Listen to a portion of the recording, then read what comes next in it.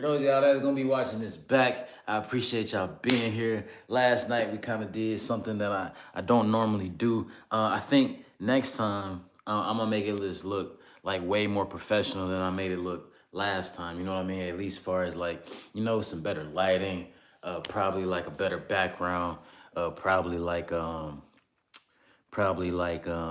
I think lighting and a better background is all that's needed for that. But today I want to finish our conversation that we was talking about in relation to, in relation to, for those of y'all that's gonna be watching this back, in relation to the elites just doing what they want. And I'm gonna entitle this one the Diddy version.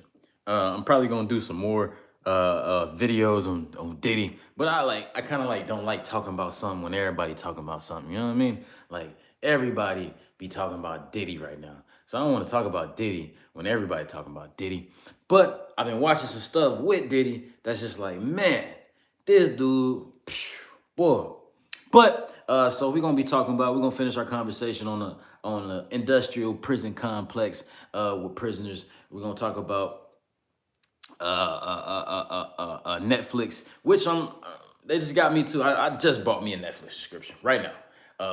Watch this Sean Combs documentary. I had to watch it. I seen an episode at one of my partner's house, and then after that, I kind of got hooked. So it's like I gotta finish out the series. You know what I mean? I gotta finish out the series, and it's not like I'm not seeing things that I didn't know, but it's kind of like, man, I didn't know I didn't know people will compromise themselves so much, because, so they can benefit from something. I kind of didn't know that. It's like I kind of did know that, but then I kind of didn't know that at the same time. You know what I mean? But anyways, that's what this conversation is gonna be about. Let's see, we're about 2 minutes in. I'll give it to about 2:30, then I'm gonna just go. Y'all know how I do. Y'all know how I do.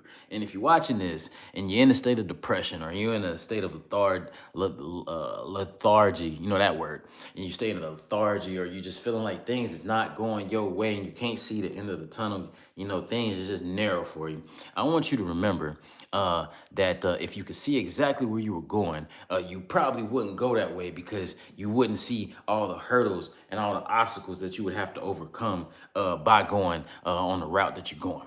You know what I mean? So, I want you to think about that next time you feel lethargic or next time you feel like this pursuit of happiness that you are living in isn't working out for you.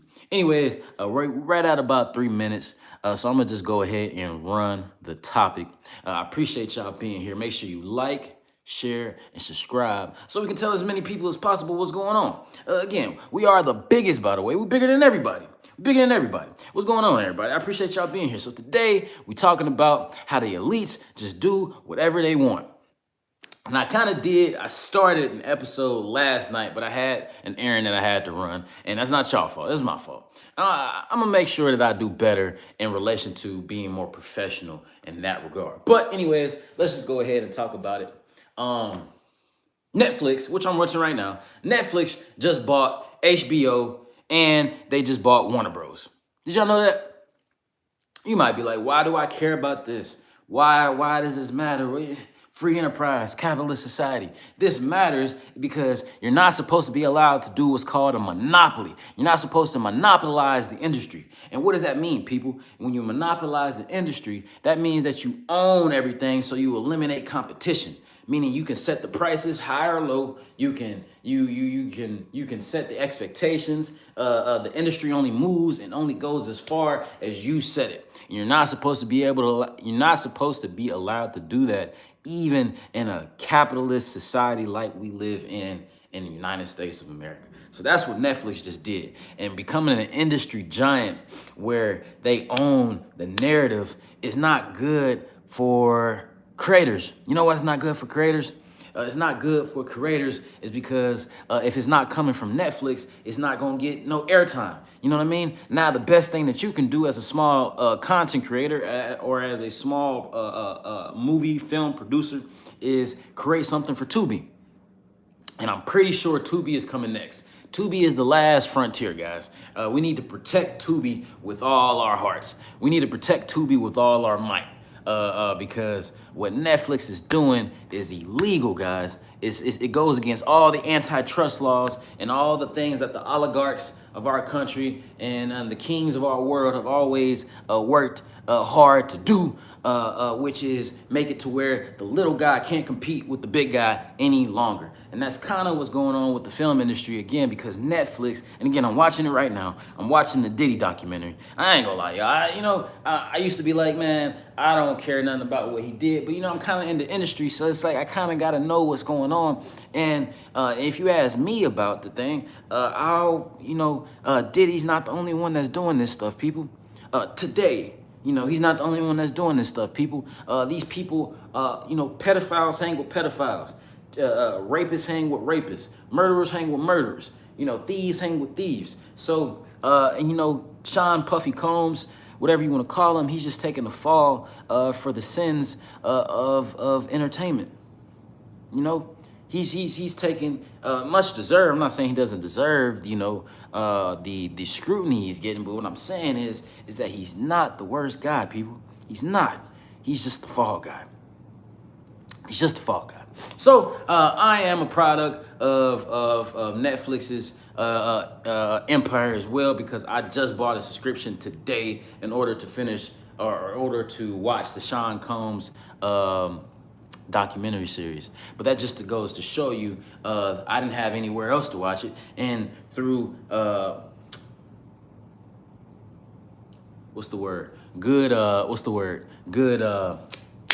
it's right on the tip of my tongue. Y'all know what I'm trying to say. Good promotion. Through good promotion, they bought me on a subscription. I'm probably not gonna keep it next month because I don't care about watching TV. But I did want to see this because I was just interested in the thought process of someone with everything they want. You know what I mean? Because I'm doing pretty good for myself, y'all. I don't got everything I want, but I've experienced intimate levels of this thing called success. And it's like, I just like looking at what the next step is. What's going on, man? I appreciate all of y'all being here. Make sure y'all like, comment, share, subscribe. We are the biggest, by the way. We're bigger than everybody that you can think of. So today, we're talking about how elites just do whatever they want. Elites like Sean Puffy Combs. They just do whatever they want. But what we're going to learn, and what I'm about to tell you right now, is that Sean Puffy Combs isn't really an elite. Neither is Jay-Z, neither is 50 Cent, neither is Beyonce, neither is Kanye West, neither is, and what am I saying? What am I getting at? I'm saying that celebrities aren't elites. So they do not do whatever they want. What they get to do is they get to play for as long as they're valuable. As long as they're valuable, they get to play. But as soon as they become invaluable, Robert Kelly, you go to jail. Sean Puffy Combs, he's become invaluable. He bit the hand that fed him with the Diageo thing, that's the straw that broke the camel's back, and then it was just a domino, a ricochet from there. We all know that it was what's the word? It was brought forth from the likes of Cassie and stuff like that there. But hold on, y'all, I'll get y'all comments in just a second. Let me finish this thought. We all know that the lawsuit was brought forth from Cassandra, Cassie, and things like that. But Cassie doesn't get the go-ahead. Her lawyers don't get the go-ahead to pull that trigger unless they get it from media tech giants or business partners and people who are closely associated business-wise with the enterprise of Sean Combs. You don't get the go-ahead unless you get a green light. That no, we're not gonna back. We're not gonna back our client on this. He's not our client. So if you watch the documentary, you see this is the reason why Sean Combs was making all these personal phone calls on his own behalf to these people, trying to get them to testify on his own behalf, because he no longer had the firepower of the Jewish enterprise. I'm just coming out and say it. He no longer had the firepower of the Jewish enterprise that would protect him no matter what he did. Because these people all do the same things. So there's not that the industry is having a moral awakening that this is the reason why he's being held accountable, and this is the reason why these things are just not coming to light. It's not that 50 Cent, Curtis Jackson is such a morally upright, outstanding individual that didn't know about all this stuff before, or at least had some inclination of it, or you feel me, had some type of, you know what I'm saying? It's not like he ain't heard it. You feel me? What's going on now is that they get the green light that he's not covered anymore. He's not protected anymore. The Jewish enterprise that protected Combs, along with his boule ties, his Masonic boule ties, those billionaires that protected him, they have removed their grace from him. So now it's like those mob movies, people. It's like those mob movies, people. When you're what's called a made man, meaning I was made into this family. I'm made into this lifestyle to where you gotta ask permission to even think about doing something to me. And if you don't, you have went against the grain, and you have been marked for death wherever you go on this planet. It's kind of the same thing that happened with Sean Combs. He was a made man who has lost his grace. That's why he was making those phone calls on his own behalf, because he was a made man who no longer had the firepower or other people to do that for him. That's a billionaire. There's no reason he should be personally calling the cell phones of people that he worked with 10, 15 years ago. I'm gonna read a couple comments. Hey, how are you? And did 50 Cent make that documentary? Yeah, Curtis Jackson produced the documentary.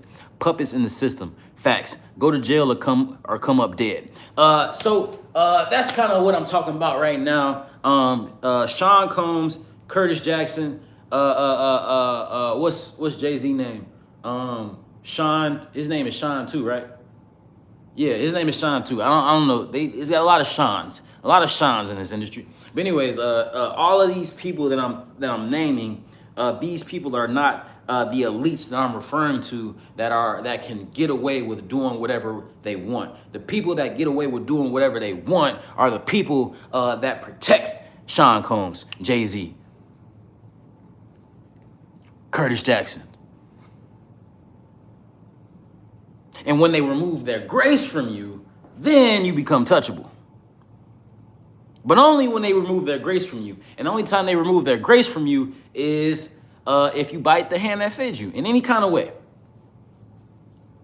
So in this particular example, this Diddy episode, you know what I'm saying? I just thought about that 5 minutes ago before I started this live to title, because I wanted to finish the conversation from yesterday, but this documentary is just so polarized. It's just so it just answers the questions as to, answers the questions as to what this entertainment industry is and what's really going on in the world around us. The reason, again, that this gentleman was allowed to do what he was allowed to do, it was because Diddy was called, and they use this word all the time, but I'm gonna use it too. He was a gatekeeper for the black entertainment. He was basically BET, beat black entertainment. He was BET on legs. He was a human version of BET. He was the catalyst through that. Diddy, Sean Puffy Combs, has generated billions of dollars for these Jewish enterprises. Ciroc. Revolt TV, which is a creation of Sean Puffy Combs, which was, also had fundings and dealings with, foundations like the Rockefeller Foundation or MTV, Masonic Television. Y'all know that's what MTV really stand for, right? Masonic Television, right? Okay. Anyways, he was funded and he was back all through that enterprise. And when he stopped, when he thought that he could be, that he could conduct business as if he's normal or as if he's somebody who doesn't shoot people and doesn't sexually grope and assault and rape women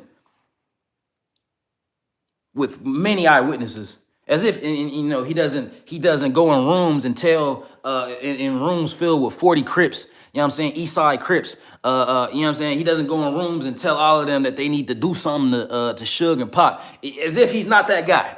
He wanted to conduct business as if he was just a businessman. And if these people were just doing a business, and all of these moves are check pieces on a business board, because business is still a game too, and it's nothing personal with it. I mean, they care less about Diddy. They could care less about Diddy when they started working with him.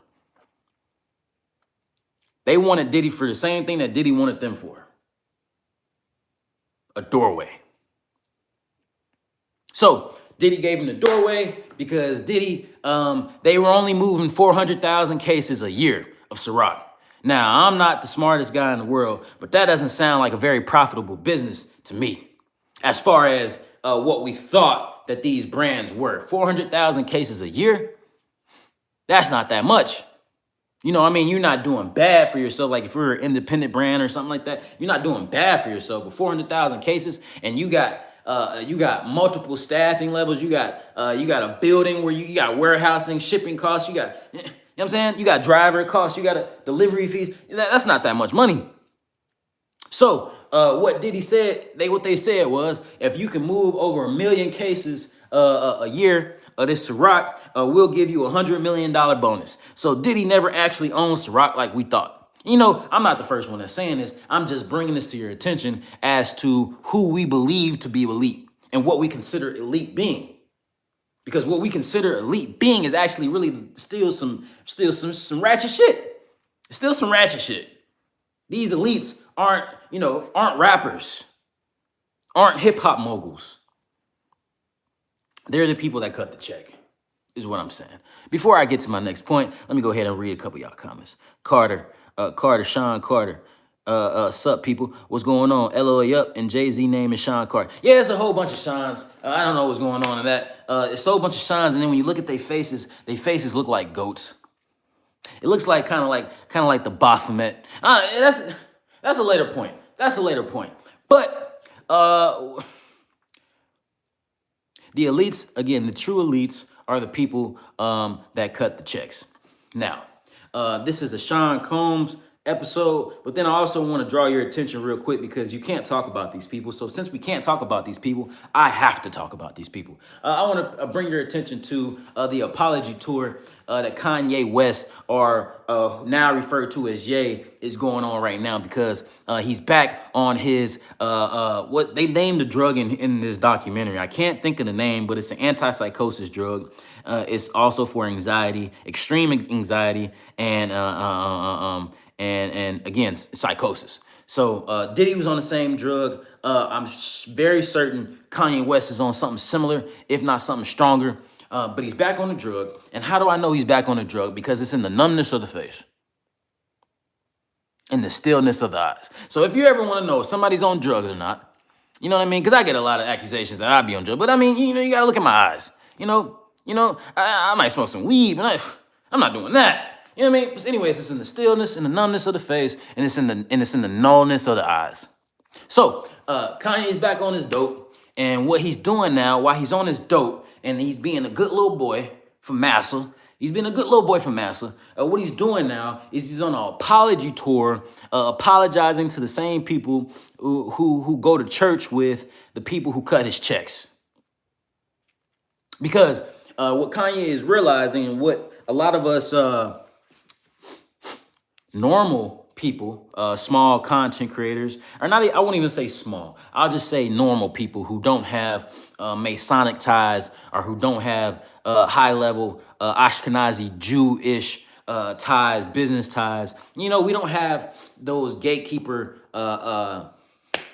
footprints. We don't have that. So since we don't have that, we gotta develop funding ourselves. We gotta fundraise ourselves. We gotta raise the capital ourselves in order to promote, in order to travel, in order to live. And, you know what I'm saying? We gotta do it ourselves. We gotta get it out the mud. These people, they have galas. It sounds like it sounds. I mean, it's not, homosexual, but it might as well be. They have galas and functions where they all congregate on a period of 3 to 6, 9, every 3 months, every 6 months, and every 9 months. Some of them do it every 3 weeks, every 6 weeks, every 9 weeks. Depending on your access level. But they have these functions, that you go to, you have to have card access, you know what I'm saying? And you have to be invited. So they go to these functions where they talk about their role in society and the trends of society and what people are feeling and what people are not feeling. But see, these lame ass Ashkenazi Jewish motherfuckers, they don't have any influence charisma. I mean, they have, the monetary influence, but charisma, personality, coolness. So what they do is they use these, and we call them puppets. I'll say the same word too. They use these puppets in order to dictate the agenda or the narrative that they have for us as a people socially. And you use people like Sean Carter, Sean Combs, Curtis Jackson. Ain't Ice Cube named Curtis too? Or something like that? Ain't Ice Cube named Curtis? Or am I mistaken? Yeah, this is getting weird. Anyways, you use people like Ice Cube, all these people, all these different players, you use them as pieces on a chessboard in the game of culture.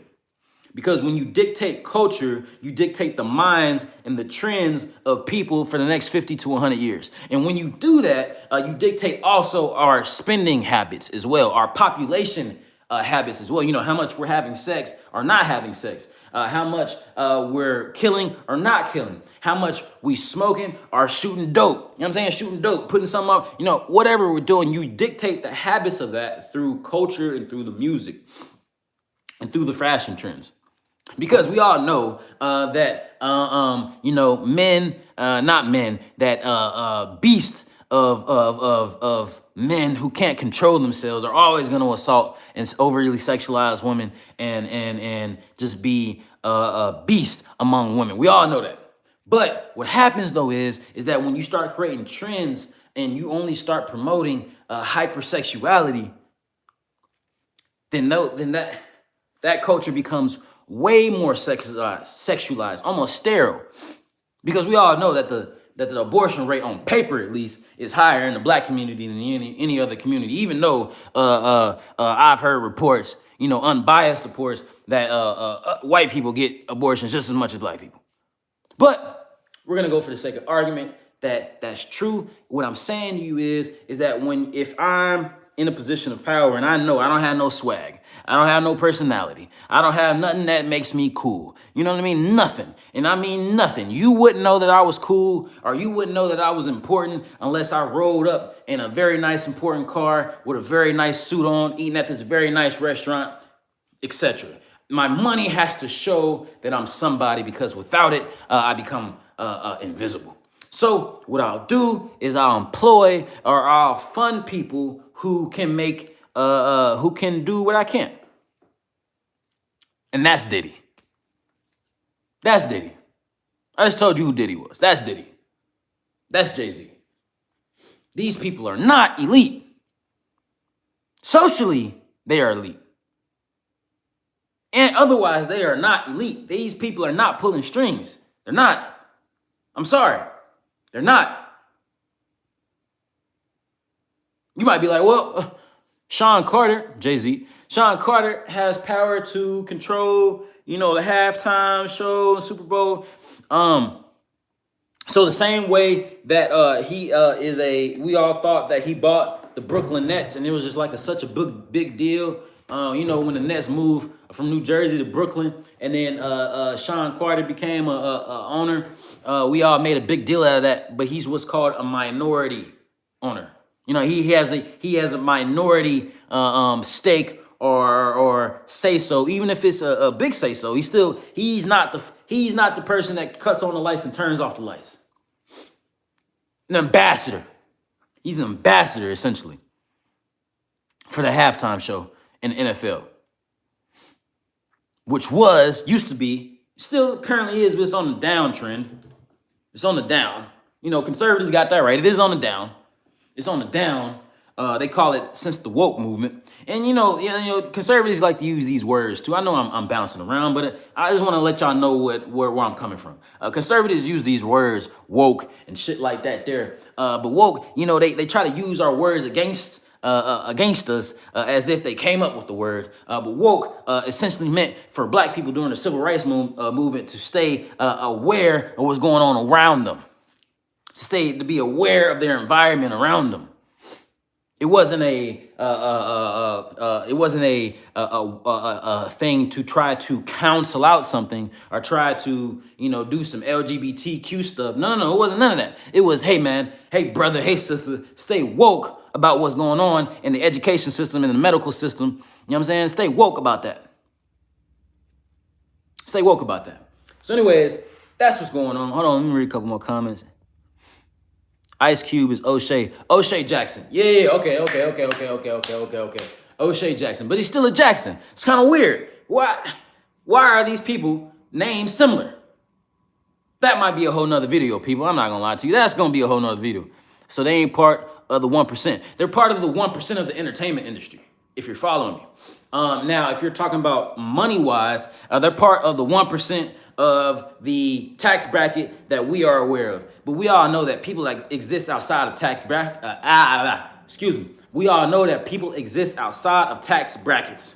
The people that we know about that's getting to the money. We know about Warren Buffett. We know about Bill Gates. We know about Elon Musk. We know about Dan Johnson, the black billionaire. We know about Sean Combs. We know about Sean Carter. We know about all these billionaires that are part of the 1% social status club that we are aware of, but we don't know about the oligarchs that are in fund of or that have majority stakeholding, majority ownership over groups like BlackRock, Vanguard, the Rockefeller Foundation, the UN Council. We don't know the names and the majority stakeholders of that. Those are the elites. Not Sean Combs, Diddy. He's just a playboy who got a lot of money and power, and so he fucked everybody. Excuse my language, but he fucked everybody and everything. And as much as we want to villainize him, and I'm not saying he doesn't deserve it. Listen to my words. As much as we want to villainize him and scrutinize him and demonize him, many of you people, myself included, I have to check my own skeletons in my closet. You know what I mean? Many of us, if untapped and we don't lead with the relationship of the Most High God, we would do the same shit with all that power. With people waiting on us for a paycheck. With people expecting to be boosted in their career through dealing with us. You would misuse some people. I'm not saying you would do it right away, but I'm saying if you lived a life that was unchecked and you had already compromised yourself so many times before, you become what's called numb. You become numb to an environment where you check yourself. And the only thing that makes you uncomfortable now is shit that makes you uncomfortable. This is how these rich people think, bro. I'm trying to tell you. I'll be around them. I mean, I know right now I'm kind of like in my own cave. I'm kind of like in my castle. I'm kind of like showing y'all how to come from nothing right now. You know what I'm saying? I'm kind of like doing it like that. Like we're going to have $1 million liquid cash by this time next year for sure. And I'm showing y'all how it's done. Consistency. Anyways, when you have done something for so long at a level of, listen, it's like this, right? Many of us don't walk around the world with $100,000 cash that we can use freely. You know what I'm saying? 100,000 access cash. If we do have 100 bands, it's our life savings. You know what I'm saying? Many of us don't walk around with, and I say 100,000 because usually that's what it takes to buy off a corrupt officer for 6 months, depending on the officer. And you don't just want any officer, you want an officer with tenure. Tenure meaning they've been there, they have some pool in the police department, meaning if they make this call, they say this signal, the shit dies down. It costs at least 100 bands for 6. How do I know these numbers? I'm just telling you the way these people think. That's the way these people think. 100 bands will buy you about 6 months. And then if the cop get really greedy, 100 bands gonna buy you about 90 days. 90 days. So 100 bands every 90 days, and people like Sean, Puffy Combs, Eminem, 50 Cent, they can pay that. They're able to afford that through their ventures. Now, some of these people, probably Curtis Jackson, but I've heard reports about this man being a degenerate as well. But some people, what they do is they become disciplined in their sexual habits and their sexual tendencies through working out, through a life of spirituality and stuff like that. They have to find a way to tame the beast that is within them that money and fame and power brings. Because if you don't, what I'm telling you, what I'm guaranteeing you is that there are many, many, many, many more Sean Puffy Combs just on different levels. And when you get to a point where you have unlimited and access to unlimited faucet of wealth, you don't look at people as people. You look at people as a part of your game. And that's what happened with Sean Puffy Combs, man. I'm telling you, that's what happens. Again, you got 100 bands, you can buy a police officer for about 6 months. Now, if you're in places like LA, in Miami, in New York, where they really do that, you probably gotta cut a check for about $250, a quarter. It's gonna cost you about a quarter. It's gonna cost you about a quarter. I don't have a quarter. I wouldn't even want to spend that. I ain't gonna lie. If I gotta pay you to clean up after me, that means you're keeping record and keeping track of my mess. And that's not a good way to live. So that kind of all correlates with what we're talking about, what we were talking about yesterday when we were talking about how the elites just do whatever they want, for one. And then two, also the prison complex, particularly in the South, is kind of like overrun by the people who cut Sean Puffy Combs' check, Curtis Jackson's check,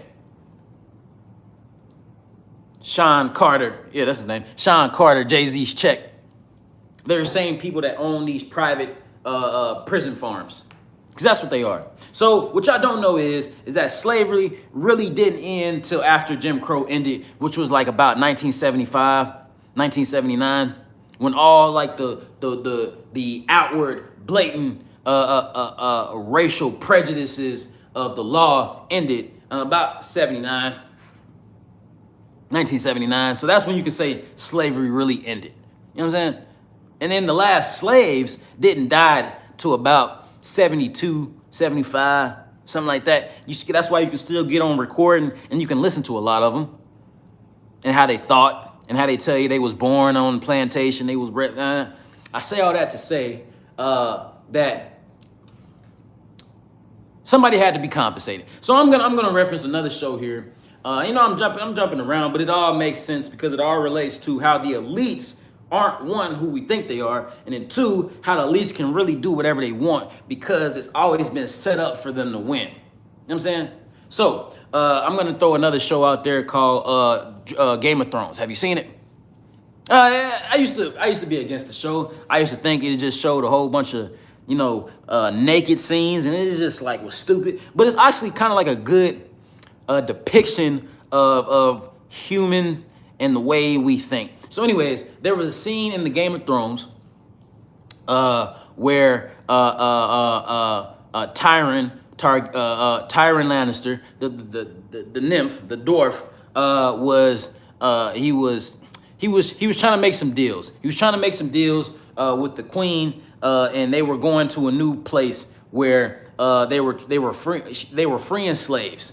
Right? They were freeing slaves from every city that they went to, because that's what the Targaryen girl, that was her thing before she became evil and shit. Her thing was to go free the slaves and to be like she was the mother of dragons and she was the breaker of chains.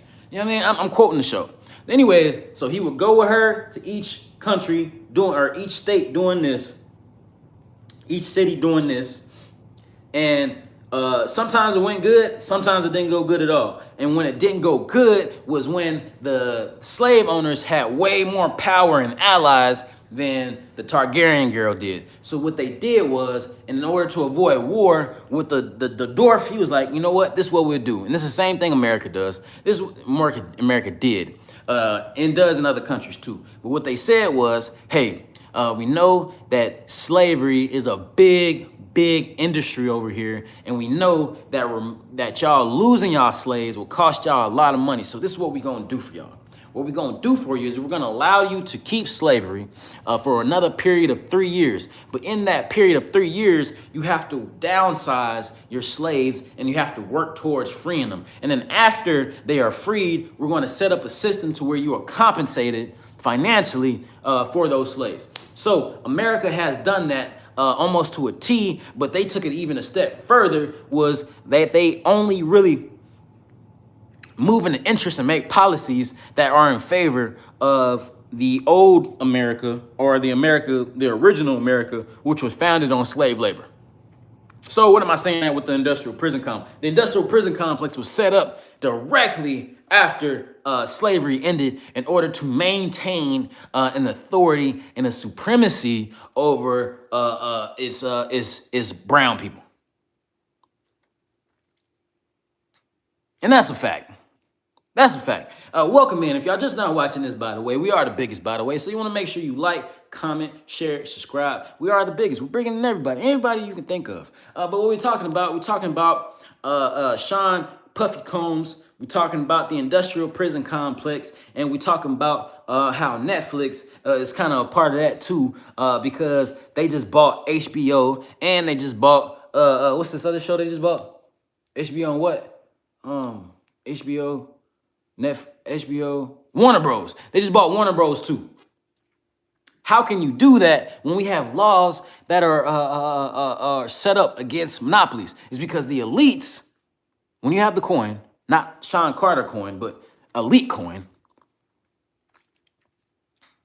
when you're in that club, you can do whatever you're big enough to do. We still live in the old world, people.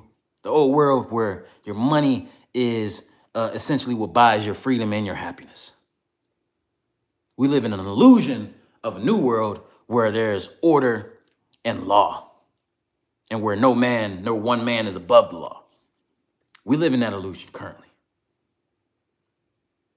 So this all ties into the industrial prison complex, because the same people that run and operate Microsoft, Google, the Rockefeller Foundation, that fund people like Sean Puffy Combs, Curtis Jackson, things like this, are the same entities that own Netflix, Google. Same entities that own these record labels are the same entities that own these private prisons. They all profit off of the same thing. And you might be like, what is their point? Does gluttony have to have a point? I'll break it down in simpler words. Have you ever been Okay, so finessing, for those of y'all that don't know, and that's going to be watching this back, finessing means that I'm getting over, that I'm persuading you in a way that benefits me and does not benefit you whatsoever. Or if it does benefit you, I benefit significantly more than you will ever benefit off of our relationship. That's what a finesse is called. So anyways, have you ever been in a situation like that? Even as a little kid, even if it was, you knew where the good cookies at, and you didn't want to tell nobody, so you could have all the cookies. You know what I mean? It's just like that. It's just like that. Because they know once we figure out that everything we ever believed about these people is true, then they lose all type of credibility, and they lose the screen protector of the mirage of protection that they had. Just like that, it's gone. Just like that, it's gone. These are the same people that own the private prison industries, guys. They do what they want. They bid on prisons, bro. They bid on you and I going to prison. So, again, the question might be asked, if Diddy is such a monster, and we're going to get to Alabama State Prison too, because that's what the live was supposed to be about yesterday, and the deplorable conditions and why they would have humans living like this. We're about to talk about that in just a second. But real quick, the reason that you got situations like this where these people are allowed to move around about with immunity and I want to say impunity just because it sounds good, so I'll say it: impunity, impunity, and walk about freely as if they are just like you and I, when we know that they're monsters. Robert Kelly, Sean Carter, Sean Combs. You know what I'm saying? The reason that they're able to do so is because their value was seen to be something that was needed in order to control this. In order to control the way I wear my hat. In order to control what type of hat I wear. In order to control what type of clothes and what type of pants I got on. How I talk. Where I spend my money at. Or where I put my attention at. What I value success as being. Because if I can socially engineer the way you think, what you listen to, what you eat, where you go, what you name your kids, what type of music you listen to at your wedding, birthday parties, I control when you die. I know that was a pivot, but I mean, you got to think about it like that. Because it's like that. If I control how you eat, what you wear, how you think, I control when you die. Because I can calculate that based off all those other things that I just said. If you're a consumer, and that's what they call us, if you're a consumer of all of those things that I just said, and we are, I can control how you live, and I can calculate when you die. By and large. You know, you get some outliers in there, you know what I mean? You get some people that kind of like, you know, but by and large, yeah, I know when you're going to die, bro. I know about how many kids you're going to have too, bro. I know about what age you're going to go to prison for the first time too, bro. Or you're going to have a run-in with the law for the first time too. And I got you. Now, what's the end goal and what's the point of all this? You guys saw, we just had a conversation with Understanding Conspiracy, a real big channel from the UK where we broke all this down. And essentially, what we came to the conclusion of was that these people want to mock God because they feel like they can defeat God. These people know that there's a God. They know that. See, like you and I, we debate it. You know what I mean? And then they send a chicken head scientist, Neil deGrasse Tyson's and shit, to have philosophical debates about nothing, where he just does run on tangents and thoughts that don't lead to nowhere when he knows he's worked out the information. But anyways, they send shit like that out where we still have debate and where we still talk about something as if it's a thought process. But when we know that literally everything that makes up everything is in everything and everybody, including you and I, and that we're each other's reflections, and that the only thing and the only reason that we see each other right now is because we've all made a conscious decision that this is what's going on, they still want you to have a debate about that because they want you to be in war with yourself constantly. Because if you're at war with yourself constantly and you're not aware of your, I'll call it divine for the sake of this conversation, but it's really just it's really just an understanding of your oneness with life itself, with the creation of everything. If you're not aware of that and you don't cling to it with your life, because you're in a fight for your soul, and if you don't cling to it with your life, you can be easily controlled too. And if I can control you, I get everything. I get all the stuff. And I play God. You have now made me bigger than God. That's the idea. Now, we'll briefly pivot to the Alabama state prison systems, which is the home of slavery, by the way. Even after the Emancipation, Proclamation, slavery didn't end for people. There were still people being slaves on them plantations well after 1865, well into the late 1800s, to where the National Guard had to come through and say, nah, we can't do this no more. You know, and then that's the part that that blacks and whites like, hey, see who's white people fight. Yo, We can get to that too. But let me finish this point real quick. But anyways, in Alabama right now, this is all connected to who the elites, them doing what they want, monopolies, prison system. All right, so prison system right now in Alabama is, we look at like places like Angola, or we look at places like what's that South American country? What's that South American country? Start with a G. Start with a G. And anyways, we be looking at their prisons and stuff too, looking like, and how they killed all they gang members, and if they didn't kill them, they arrested all of them and they took them to jail. Y'all know what I'm talking about. Drop it in the comments if y'all know that country I'm talking about. Venezuela? No, it's not Venezuela. Guam? It's not Guam. Dang, it's right on the tip of my tongue. It's not Mexico. It's Guatemala. Guatemala.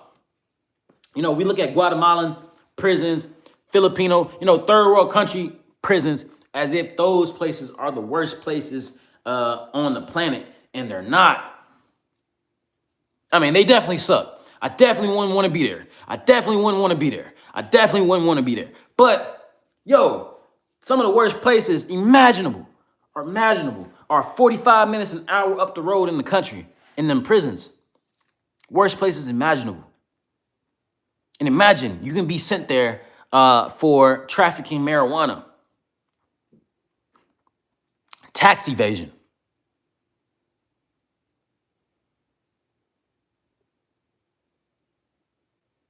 wire fraud.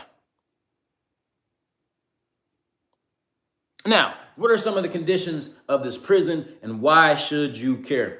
Okay, let's start with the conditions of the prison first, and then I'll briefly mention why, as a human being, you should care about the living conditions of other human beings, regardless of how you feel about them socially.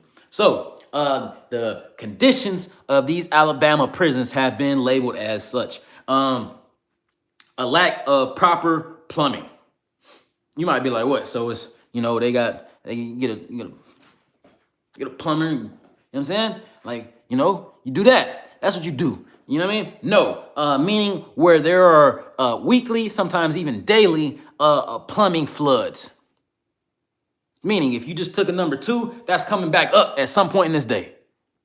So that's one thing. They're living in shit. Literally. That's just, that's just one thing. Another thing would be, let's talk about the food. Because you got to eat, right? You got to eat. So what kind of food are they eating? Are they eating food that's given to people? No. What they have private dealings and relationships with food and nutrition banks and groups where they feed these inmates. And particularly in these places that I'm talking about, these southern states all over the place, but particularly these places right here, they have what's called not for human consumption. And they have food that has been labeled not for human consumption because this food has not been approved by the FDA. It hasn't passed any safety protocols. It's kind of been like test lab made and grown and given to these private prison systems. I myself have been in holding a few different times. I'm a good guy, but I'm just letting you know. I've been in holding a few times. And anyways, when I was in holding for those few times, when you had to eat, the food that you eat does not taste like normal food, bro. It doesn't. I've had school lunches before. School lunches barely taste like normal food, but that shit was not school lunches, bro. The lemonade, let's talk about the lemonade. Don't drink the Kool-Aid. You know what I'm saying? I don't know if y'all ever heard that saying, don't drink the Kool-Aid, but for sure, don't drink the lemonade that they got there. Some of these inmates might like that shit because that's all they know. But man, let me tell you, that lemonade tastes like it got all types of something in it, bro. The bread be this thick. Not tasting like bread though. The meat, I ain't gonna lie, I ate the pork and beans. I ain't gonna lie, I had to eat something. I had to eat something. So anyways, the pork and beans, that still had a funny taste. They eat a lot of food that's not meant for human consumption. So okay, We just talked about a plumbing situation that literally daily, weekly, if not weekly, daily sometimes, they have backup issues where literally the shit comes out of the pipes and floods their floors. That happens almost weekly. And then second thing that happens, or I mean a third thing that happens, is the medical care. So we all know that COVID and stuff like that happened. Where do you think that all the inmates were when COVID happened? Right where they've always been.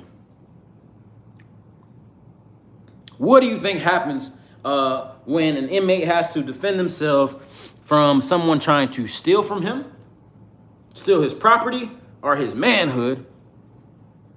What do you think happens to them when they get cut?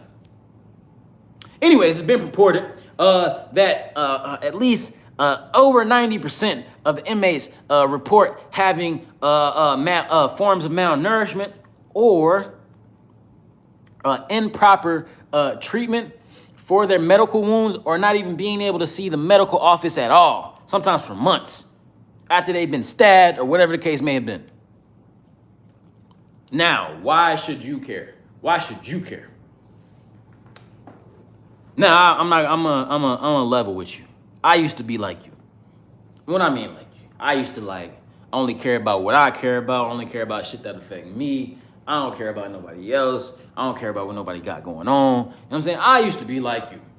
I'm not like you no more.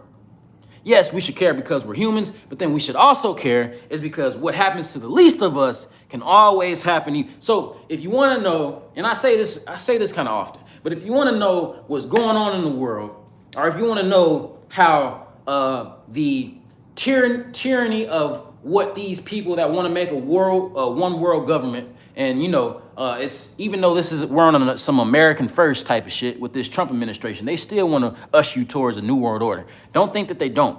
Listen to Steve Bannon when he talks. But anyways, what you need to pay attention to wherever you're at in the world, if you want to know what's going on eventually with you, you need to look at how the least of the people of any society is treated. When you look at how the least is treated, you can gauge on how eventually you will be treated. So, what do I mean? Let's say, per example, that there is a humanitarian crisis. Let's use Hurricane Katrina, by the way, which was an American propagated system to not only borrow more money, but also evacuate the black residents of the lower 9th, 8th, 5th, all them wards. They didn't get the memo. They still down there and shit. But anyways, we all know that those levees broke on purpose and shit like that there. But anyways, let's just take an humanitarian crisis like another hurricane or something that affects everybody, and where we need to rely on programs like FEMA, which has been cut, by the way.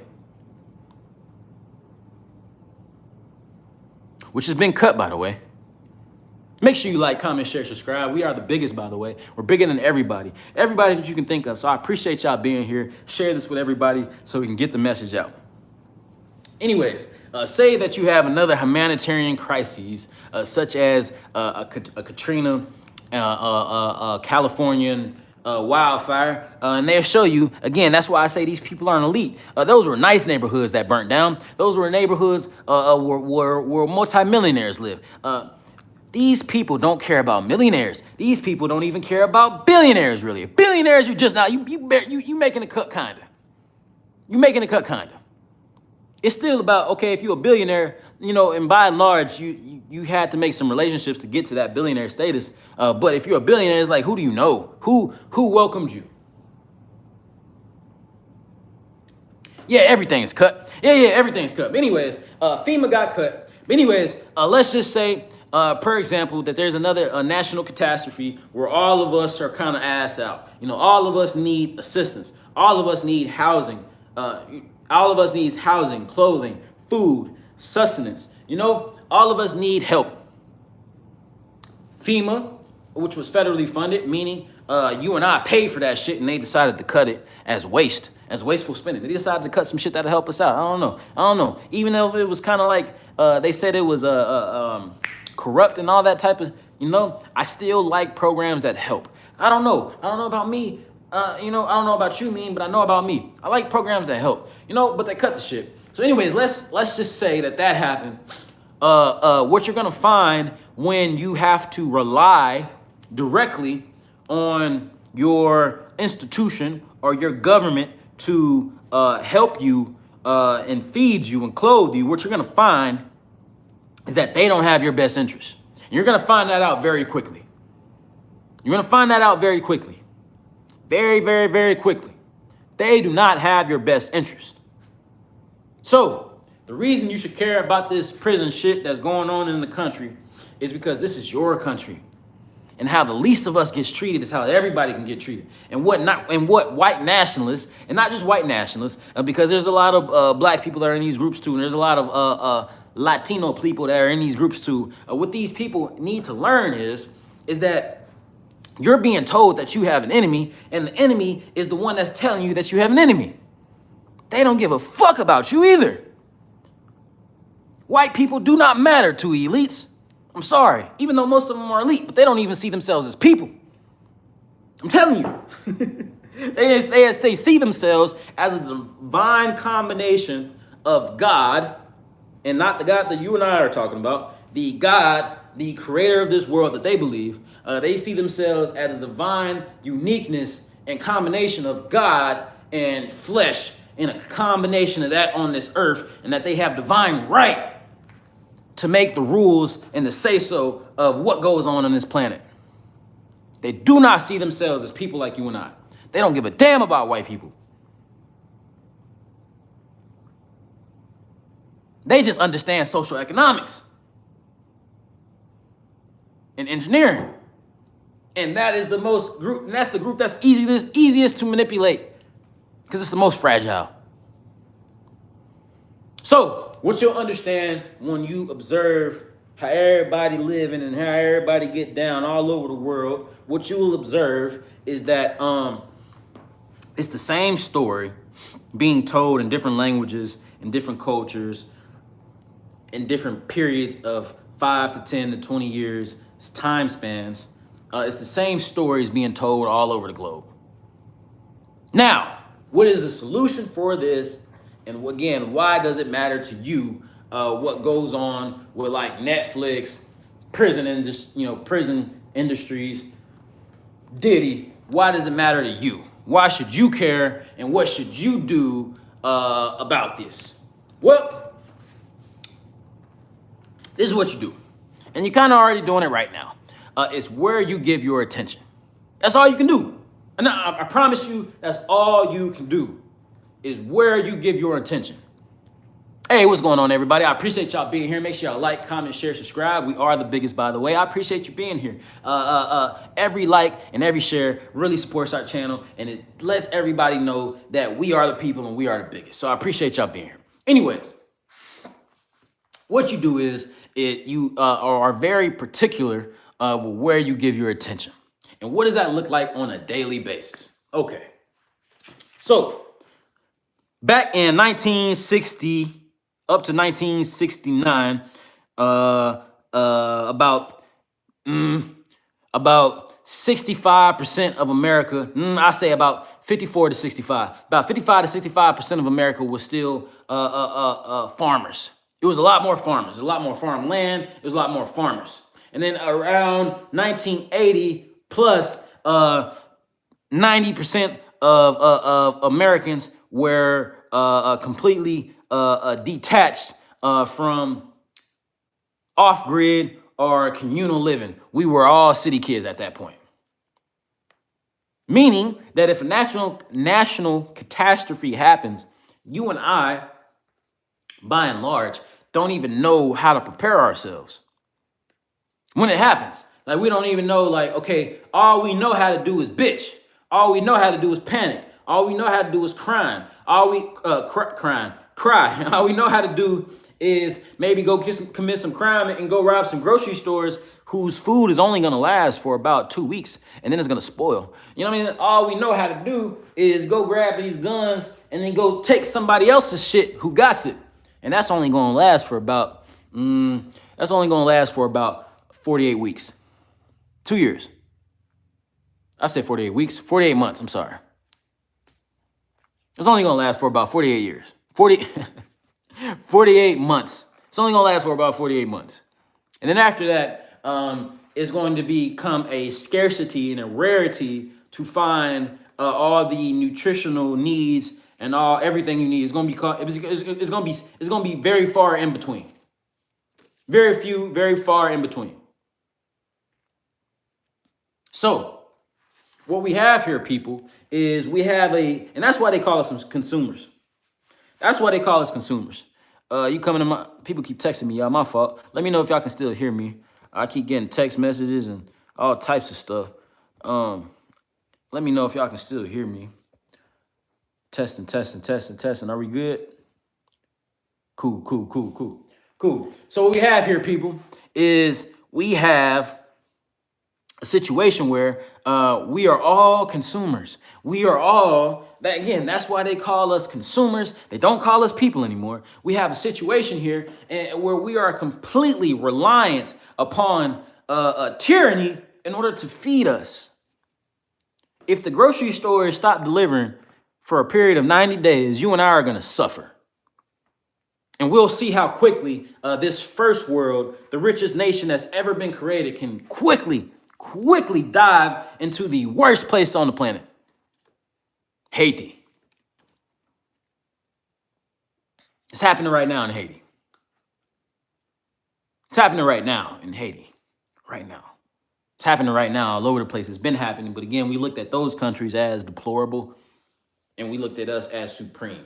Even though that we used all those other places in order to make us, you know what I mean? That's neither here nor there. But what I'm saying to you is that what we have here is that we have a complete separation from life and the law of life itself. We have been completely separated through that by the illusion of modern day society. And I'm not saying modern day society is wrong. What I'm saying is that those true elites, the ones that pull the strings behind a Diddy, behind I don't want to just keep naming black ones. Let's name some other ones, some white ones. I don't know. I don't know, man. Name some white ones. I don't know. I'm trying to think though. Let's name some white ones. That's big like Diddy. That's a music exec. Zach Levine. He's Elon Musk. Okay, cool. Yeah, I'll take Elon Muskie. Who doesn't care anything about the American people. Let's start there. Do I think that he is a proponent for like a new world order, or he is a anarchist, or he is a racist? Do I think he's any of that? I think he's probably all of that.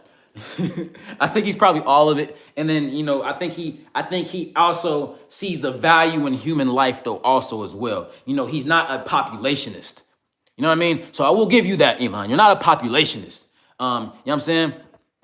You're not a populationist, Elon. You're not a population, meaning a populationist, for those of us that don't know, that's going to be watching this back, a populationist is somebody like the heads of Google and Microsoft that meet in Silicon Valley and CERN, and they talk about how or Bill Gates, who talk about that the fundamental issue to this planet is that it's overcrowded and overpopulated, and that through depopulation through natural means and unnatural, that this planet will get back on a natural circadian rhythm.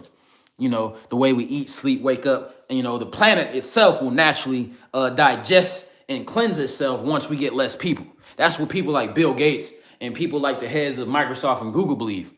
Did you know that? I bet you didn't know that. That's what they really believe. Truly, that's what they believe. Fundamentally, that's what they believe. And it's not like, okay, well, then sacrifice yourself then, motherfucker. No, they're not going to do that. Me and you, we got to die. Us. We got to die. Us. Me and you. We're in the way. Me and you. It's diabolical, bro. It's diabolical. Anyway, it's back to Elon Musk, and then I'll tie it all back to Diddy and etc. Elon Musk is more associated. I'll read your comments in just a second, guys. Let me finish this thought. Elon Musk is more associated and closer related to the elites than any of those other people that I just named, not only because of his racial identity, but also because of what he does. Because his value isn't through, I mean, even though his value is still socially, because, you know, it's the way humans interact and etc. But his value is more so interesting and valuable to a Vanguard or a BlackRock. You know what I mean? He has more value than a Sean Puffy Combs who can just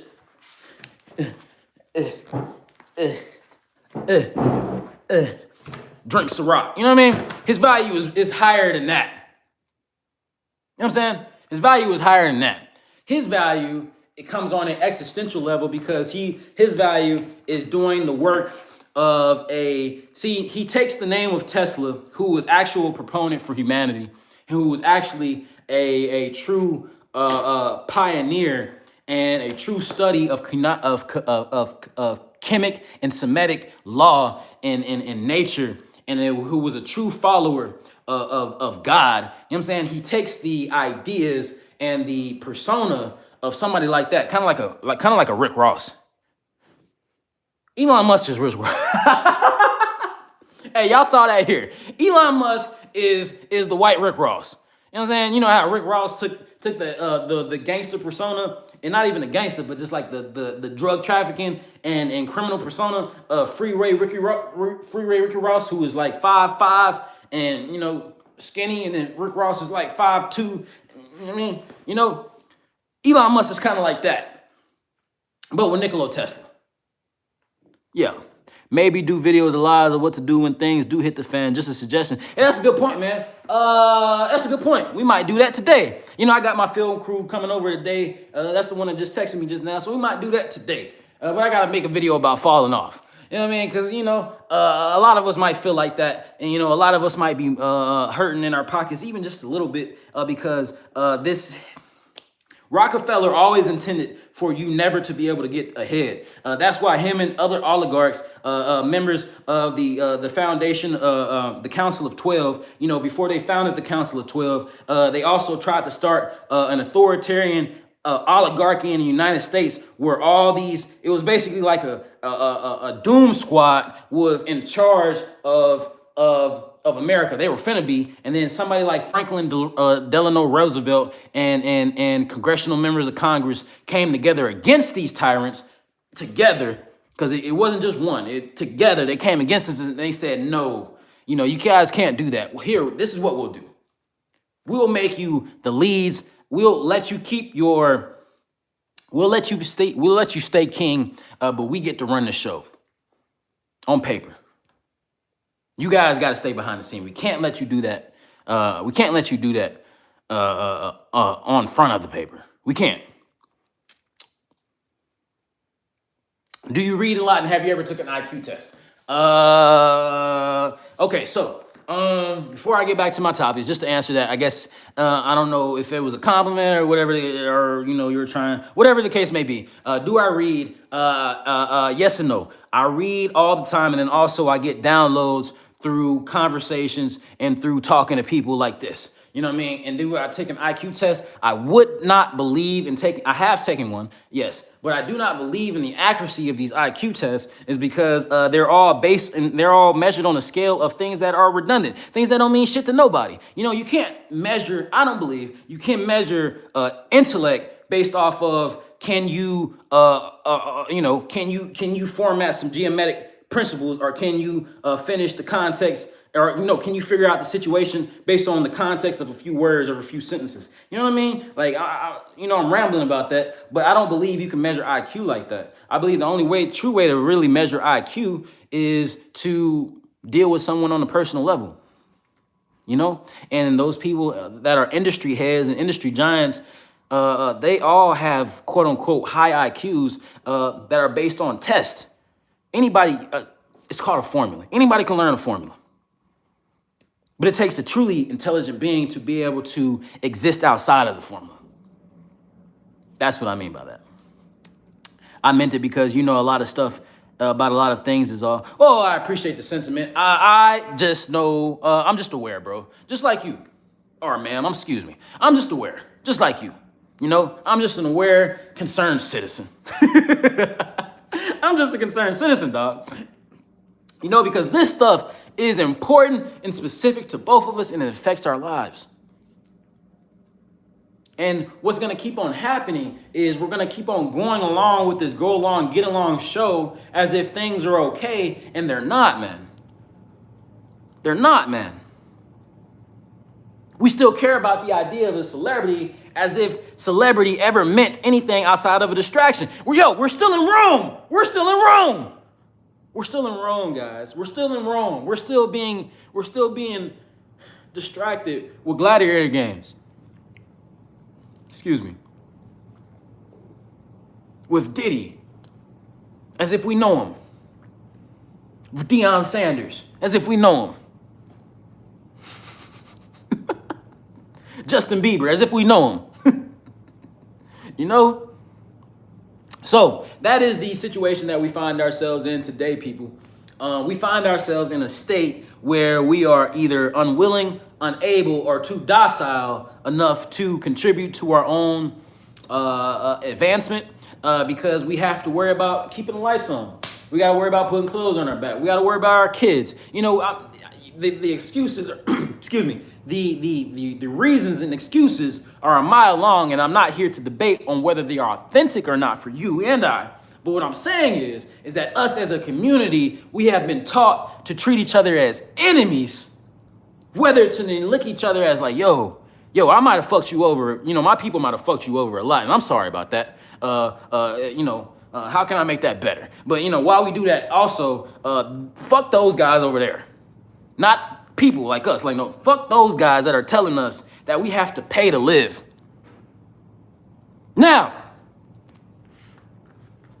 I always come back to this conversation every time I have this debate, and kind of like debating with myself. But every time I come to this part, I always have this philosophical idea, like, am I against capitalism? Am I against, and what's capitalism? Capitalism means is like, you know, that one day that I can be Diddy. You know, not the bad shit, but like I can get money, I can be at the top of the industry, you know, and I can come from nothing to something. That's capitalism. Am I against that? The idea, and that's the American dream too, by the way. Am I against that I can come from nothing to something? No, I'm not against that. So I suppose I'm not against capitalism. But what I'm against, and what's always going to happen when you have capitalism, because somebody got to take the pounding. I say it all the time, but it's true. Somebody got to take the pounding in capitalism. If somebody's getting it up here, like Diddy, if somebody's getting to it all the way up here, somebody was taking the pounding. All of his producers, all of his artists, nobody got paid. That's capitalism. Or you today, right now, earlier, yesterday, you worked at a place you gave them 48 hours of your life, and they only paid you a percentage, an hourly wage, or a salary. And you give them your life, you give them your life essence, you give them your time, you give them your attention, and they give you bits while they sit and they draw lines, they make phone calls, they have meetings on retreats and yachts. That's capitalism. Now, what keeps capitalism going is the greed of humanity. Again, it's what I just told you. The fact that I have the potential that I could be better than you. Oh, fuck, let's do that. I can be better than you. Fuck, let's do that. I want to be better than you. That's capitalism. That's why I still keep going. And then what's the alternative to that? If we don't want a society where everybody has the potential to be better than somebody else. If we don't want that, then what else is there? Well, then you got something that's called socialism. And socialism is like socialism is like this, right? You ever seen them movies and them cartoons where everything is like gray and everybody standing in a straight line and everybody walk up and get their tray and everybody clock in and then everybody clock out? I mean, that's socialism. Basically, where everything is on an even playing field and that the government has control of all resources and ensures that everybody has a livable wage, everybody has, whatever the case may be, that's socialism. But what's going on in socialism is, and what makes it different from capitalism is is that in socialism, you know what I mean, you can't come up. That your peak will be 100K a year because that's what everybody make. 100,000. That's all you need, bro. That's all you need, man. 100,000. And no matter what you do, you'll only ever have 100,000. That's socialism. The bad thing about, in the dark side of all of that is, again, with socialism, it's like, damn, I want to be able to at least make a little bit more, or like, you know, if Susie don't work as hard as Mary, but you know, at the end of the day, we still gonna get the same paycheck. I don't want that. That's when capitalism comes in. It's like, okay, if Mary don't work hard today and Susie been busting her ass, Susie has the potential to shit on Mary. That's capitalism. It don't always work out like that, but that's the idea. So it's hard to say it's hard to say what to think and what to believe. I don't have all the answers, people. I don't have any answers, to be honest with you. I'll always and only direct you to the Most High God. Through Yeshua, Jesus Christ. And this isn't some type of philosophical, religious me trying to convert you. No, I've done the research. I've tried everybody else. And everybody else acts on principles of acts, you know, what I do and what I don't do. Everybody else acts on, you know, on just divine timing. Everybody else, the only one person who's conquered the spiritual realm and went before you and me in the flesh was that guy. I'm telling you from experience, dog. I've tried everything else. Anyways, so again, we're talking about, this is a solution-based channel. I got to give y'all the information, but then I also got to try to give, you know, say what I believe to be solutions as well. I exist outside the formula. It makes sense. I hope you do, brother. I sincerely hope you do. I'm not sure how you do, but I'm sure that you have every intention, and that you might know something I don't know. You know what I mean? And if you do, please keep coming back to this channel and help me so I can tell the rest of everybody else. You know what I mean? And the reason I say that, and I'm joking around with it, is because at every level of society right now, as long as you have a social security number, there's no way for you to exist outside the system. You have been bought and sold on the stock market the moment that you conceived and that your mother and father signed over for you to have that social security number. Gotcha. Gotcha. From that moment. Anyways, the solution that I have comes through information. So there used to be this group and this movement called the Black Panther Party movement. Now, some of that word might scare some of y'all, and I don't, and I'm not being divisive with this thought. The Black Panther Party movement was started by black people for the advancement and upliftment and protection of black people, but it was not only intended for black people. What it was a group and a party that was for the people who are overlooked and unprotected against tyranny. That's what it's about. That's what it was about. That was his intentions. And to feed us in times of trial. So what was going on in the early 60s and 70s was malnutrition. And also what just happened recently is kind of going to add back to this. Like, we're kind of going backwards. Like, we never really truly made progress, but at least on paper, we were working towards things being on a level playing field for all people. But now it's like we're going backwards. They're redistricting a lot of districts. Like in my alma mater state, Texas, they just passed something where it's going to be, they allowed the majority Republican. I don't care about Republican or Democrat. But anyways, I'm just saying as a matter of contention, they just made it to where it's not fair. Republicans get more districts than Democrats, independents, anybody. They get to redraw their districts. They get to draw on who votes go where. What money gets allocated to to where. Who gets what? That's what this is all about. Who gets what? So what groups and movements like that Black Panther Party movement would do is, okay, you guys don't care about things being fair, fine. We're not gonna try to make it fair with you. All we're gonna try to do, or all we're gonna guarantee is the safety and protection of our people as we have to live in this system.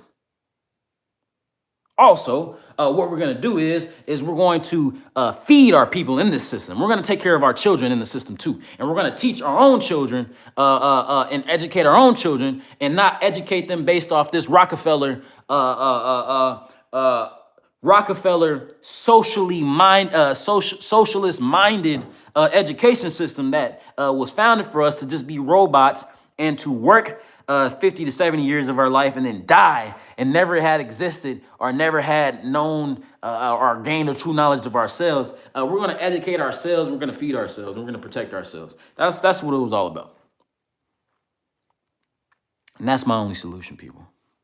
That's all I got. Now, I'm more than happy to take suggestions. Let's help each other out. Let's figure something out. But that's the only way I see it. That's the only way I see it. Because when the shit hits the fan, and we're seeing the shit hits the, and that's, I'll end on this point. Time has sped up. So very briefly before I finish with my final point, very briefly, time has sped up. So you got a few different instances of people acknowledging time has sped up. And not only has the NASA regime came out and said that Earth is spinning on its axis or moving on its axis. That's what they call it, right? On its axis, the rotating thing. Yeah, Earth is spinning Earth is spinning faster. They said it. They said it as like a national fact. Earth is spinning faster. They said that. It's spinning faster. And then monks, Tibetan monks and stuff like that there that measure time with candles say they don't have enough time in the day with their candles anymore. That's how they know how time is sped up. Because it has. And how has it sped up? Like, how is that biologically possible for the Earth to speed up? This is just my theory. I didn't hear this from any scientists. I haven't heard any official. It is sped up because I believe that we only control time with our perception. I believe that time, and this is a fact, and then this goes along with my theory as well. Time is a social construct, just like race and everything else. It's a social construct. It's something that we make up ourselves to believe in, and then we have to believe it's true for it to be true, just like everything else, just like matter. I mean, and not matter, but things being made up in front of us and stuff like that there. So what I believe is that since we have been in a state of ever since the digital age, I believe that we have been in a constant state of shock that has propelled us into a. So what happens, right? This is what happens in the back of the brain. It's called the amygdala. What happens is, say if you ever in a life or death situation or a very high, intense, stressful situation, you go in what's called flight or fight mode. Whereas either you're gonna freeze or you're gonna, that's fighting. That's got to deal with fighting. You're gonna freeze, you're gonna fight, or you're gonna run. That's flight or fight mode. So I believe that we've been put, or I know we've been put into such a position of panic and worry and stress that our perception of reality has sped up. Because when you stressed out, what they say about stress? Y'all ever listen to them old people? What they tell you about stress? They tell you stress will kill you, boy. So what I'm saying is that we've all been collectively, consciously put into a high stress scenario to where we have sped up the clock, along with groups and organizations like CERN making black holes and shit in our atmosphere and stratosphere. When we didn't give them any permission to do that. I feel like you should take a vote. Not saying they're gonna listen to us, but there should be a vote on whether you're allowed to play with the time, with time and space, especially when time and space affects everybody around us. They've already admitted that they have instruments that can warp time and space. They already said this, so it's not far-fetched to believe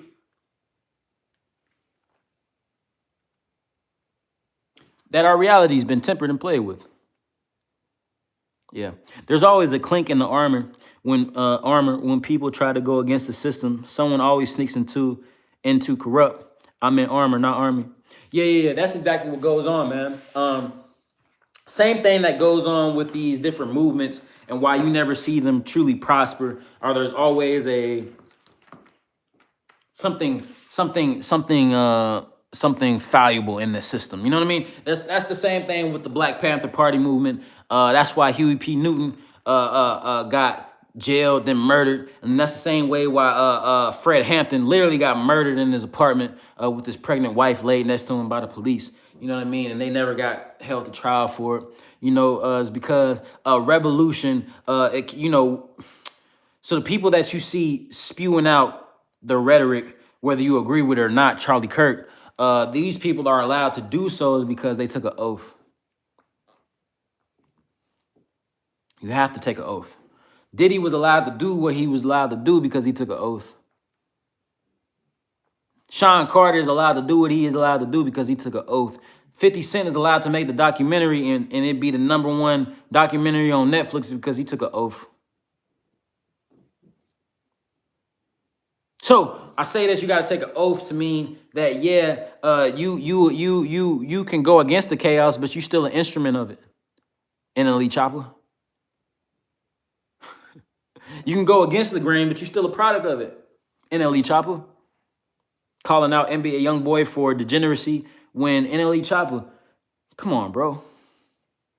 You did a whole magazine covering a thong, booty cheeks out. Not to say that you can't come back from embarrassing moments. Hey, I got roasted on live on Trenches Worldwide News by King Yella and 607 Hunt. You know, that was embarrassing for me.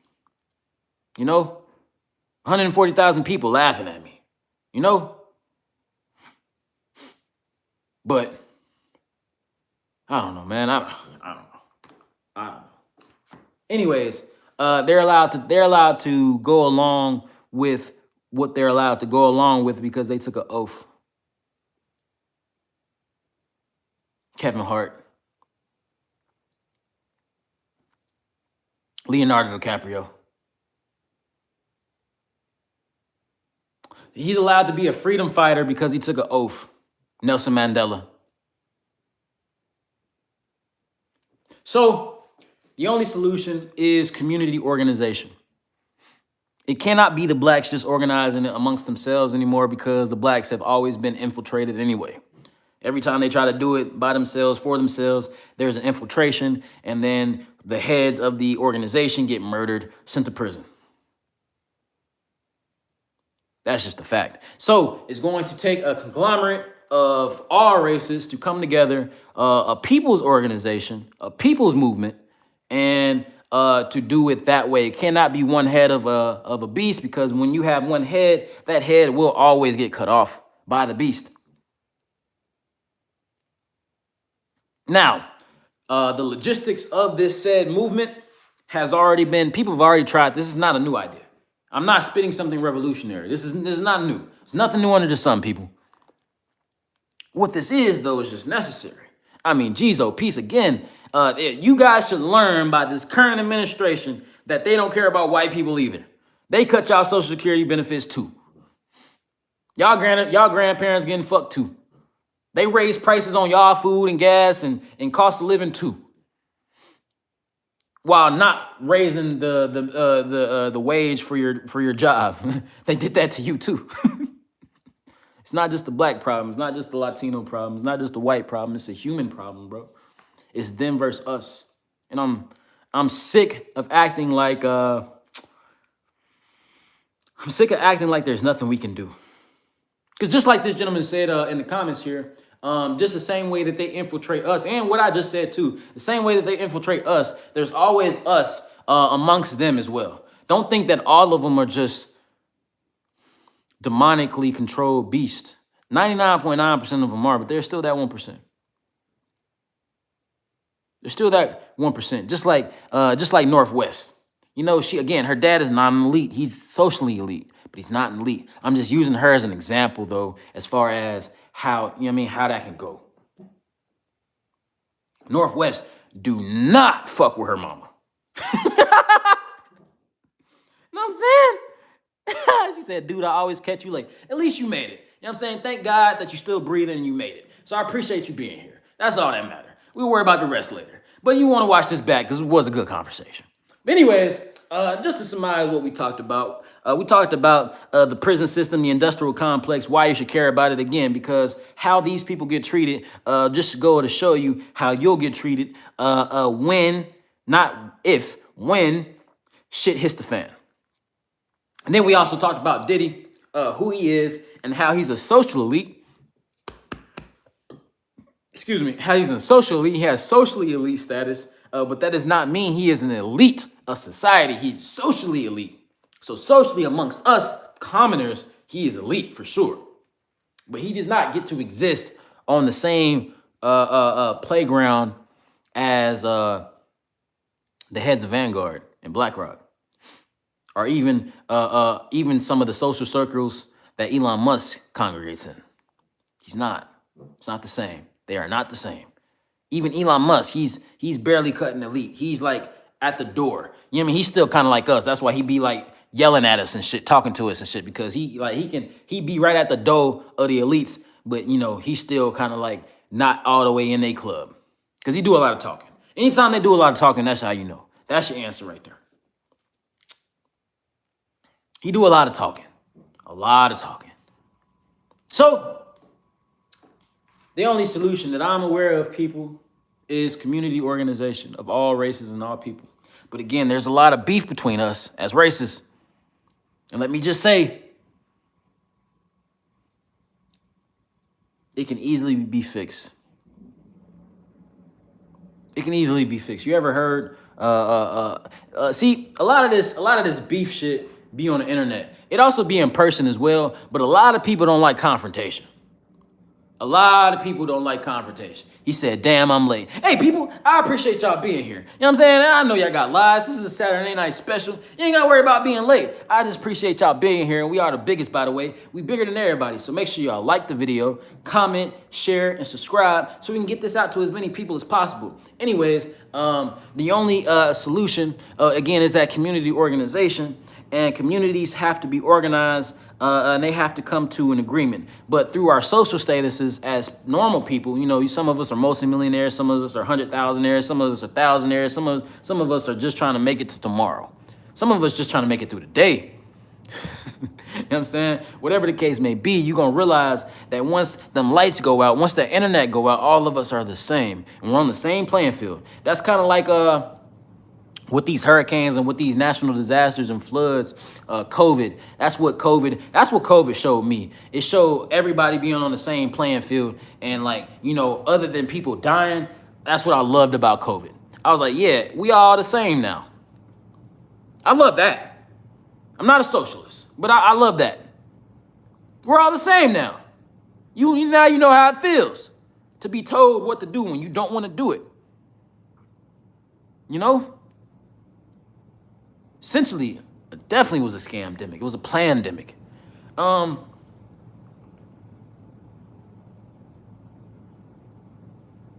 This country has always been used for the, for the example of revolution, for the example of freedom, USA. And currently, as it is this moment right now, it is still the best place to be, even with an incompetent leadership, even with a Masonic-led leadership that has been historically only promoting and only electing officials that are in these ancient bloodlines and shit like that there. Even with all that being the case, this is still the best place to be currently on the planet. So how do we protect that when we know that they have biological weapons, sound weapons that can affect us from miles away, that they're actively using on protesters and shit like that there? How do we protect ourselves against something like that? Well, we got to look each other in the eye. This is going to be the most uncomfortable part. You need to tell me you're sorry. I need to say I forgive you. I need to tell you I'm sorry. You need to say that you forgive me. You don't have to. You don't have to. But I'm saying, though, if you want a place for your grandchildren to live that's not fucked up, way more fucked up than what you and I grew up in, because it's going to be way more fucked up. Way more fucked up. Then you should consider the community over individuality. Because as we're seeing, the individual success stories are they're being cut short. It's no longer cool to be individually lit anymore. You know, I mean, you got streamers and things like that are taking over culture. But at a certain point, I give it 15 years. No, it's going to evolve into something. You know, it's always going to be something of a celebrity, but it's always going to evolve into something else. But this current level at, you know, streamers and shit like that motherfuckers who don't have no talent, we just be watching them and shit. You know what I mean? I give it 15 years at this particular niche. 15 years. But what's going to happen around us is, and what we're noticing around us is that the quality of life is decreasing for everybody at a constant rate, while the expectations and the prices for things are increasing. Again, guys, I don't have all the answers, man. I'm just aware, and I care. We are the biggest, by the way. I want to make sure y'all like, comment, share, subscribe. Y'all tune back in with us actually in about 45 minutes. We got another show coming for y'all. We got an interview coming. So I appreciate y'all being here, and I'll see y'all in a little bit. Peace.